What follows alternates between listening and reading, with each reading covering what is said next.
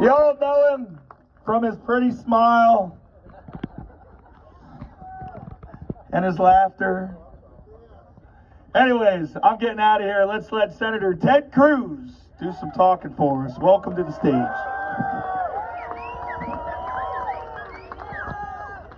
God bless the truckers. Let me just say to each of you, thank you for being here. Thank you for speaking out. Thank you for giving your voice. You are standing up. You're standing up for truckers across the country, but you're standing up for every man, every woman, every child in America. You're standing up for freedom. This didn't used to be that complicated a proposition. It ought to be your choice what you put in your body. It ought to be your choice what health care decisions you make. And it damn sure ought to be your choice what health care is done to your kids. Now look, we've all got our rights. If you choose to get the COVID vaccine, that's your choice. Fantastic. But if you make the choice not to, that's your choice also. And it shouldn't be a bunch of petty government tyrants who are trying to force you to make a personal health care decision. You know, 2 years ago when this pandemic started, you had lots of politicians who would give speeches about heroes. When these idiot politicians shut down small businesses and schools all over the country, you heard those same politicians talking about the hero truck drivers that made our supply chain move, that put food on the shelves, that ensured that people had what they need for day-to-day life. Now suddenly those same heroes that they were praising, they're trying to get fired. We heard about first responders. These politicians are trying to fire cops and firefighters who dare make the decision for their own health care. Doctors and nurses.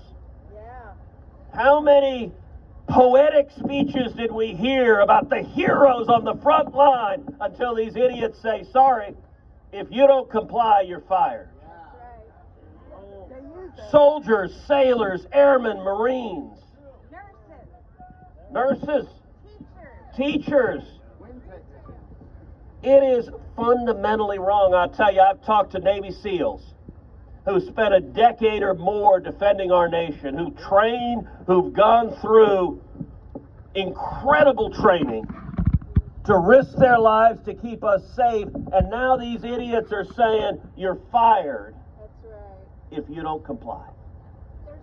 It is fundamentally wrong.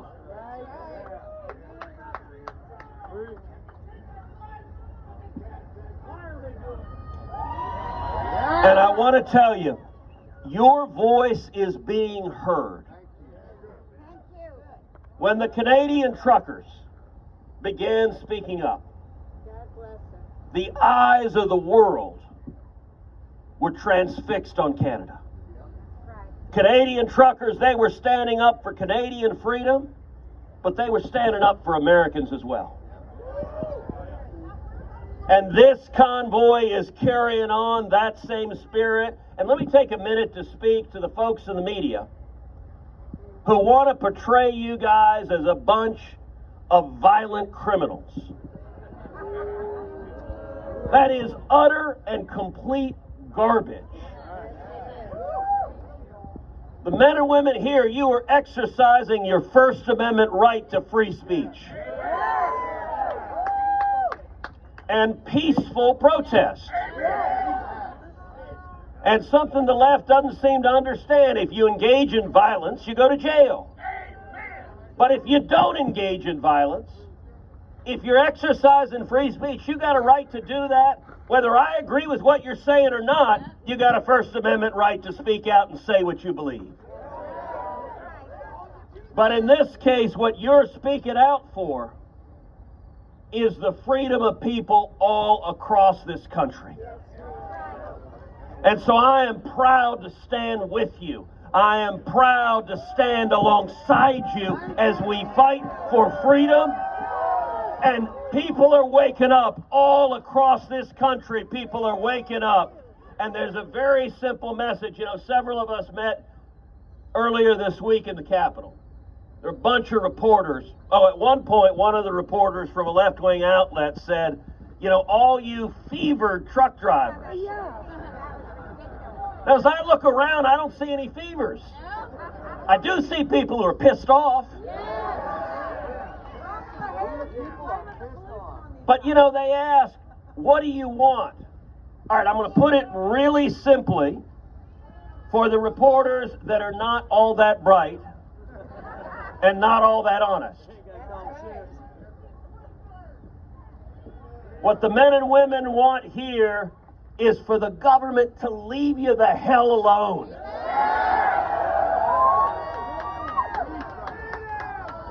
And that is the most American sentiment you could imagine.